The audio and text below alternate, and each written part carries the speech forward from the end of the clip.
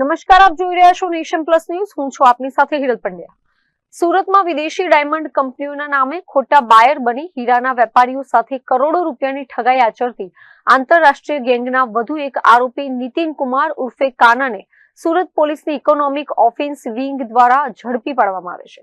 આ ચકચારી કેસમાં પોલીસે અગાઉ 6 આરોપીઓની ધરપકડ કરી ચૂકી છે. સુરત પોલીસના ઇકો સેલે ડાયમંડ કંપનીઓના નામે ખોટા બાયર બનીને છેતરપિંડી કરતી ગેંગના વધુ એક સભ્યને ઝડપી પાડ્યો છે.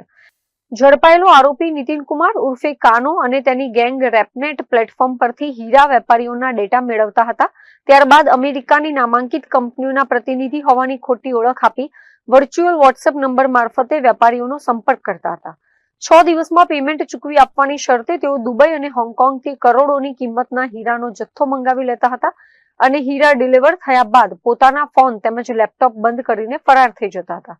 આ રીતે આરોપીઓએ વર્ચ્યુઅલ નંબર અને ગેટવેનો ઉપયોગ કરી યુએસની જાણીતી કંપનીઓના નામે હોંગકોંગ અને દુબઈથી $5,32,000 હીરા મંગાવી પેમેન્ટ ન ચૂકવી વિશ્વાસઘાત આચર્યો હતો. ઇકો સેલે પોલીસની ટેકનિકલ સર્વેલન્સ અને બાતમીના આધારે આંતરરાષ્ટ્રીય ઠગાઈ ગેંગના મુખ્ય સાગરીત નીતિન કુમારને ઝડપી પાડ્યો છે.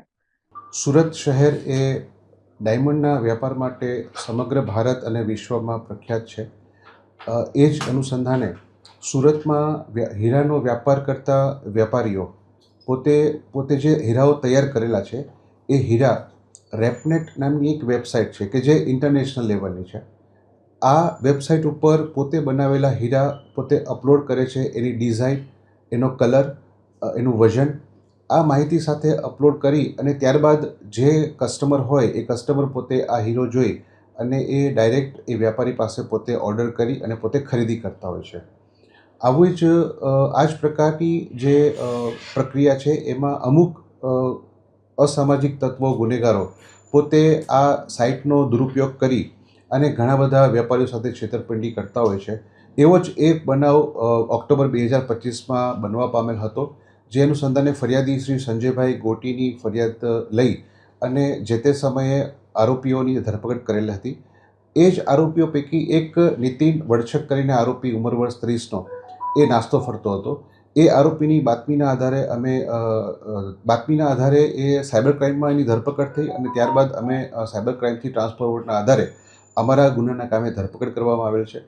આ આરોપીએ પોતે દુબઈ જઈ અને ગેરકાયદેસર રીતે હીરો ત્યાંથી મેળવી અને અન્ય સહ આરોપીને પોતે પૂરો પાડેલ હતો. એ પ્રકારની એની ભૂમિકા છે.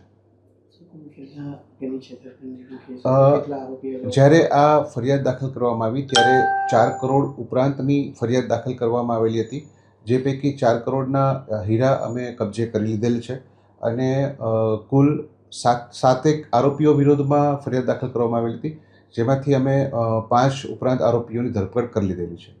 અત્રે ઉલ્લેખનીય છે કે આ આંતરરાષ્ટ્રીય સ્તરે નેટવર્ક ધરાવતી ઠગ ગેંગના અન્ય 6 સાથીદારોની ઇકો સેલ પોલીસે અગાઉ જ ધરપકડ કરી લીધી છે. પોલીસે ઝડપાયેલા આરોપી સામે કાયદેસરની કાર્યવાહી હાથ ધરી વધુ તપાસ શરૂ કરી છે. Bureau report, nation plus news, Surat.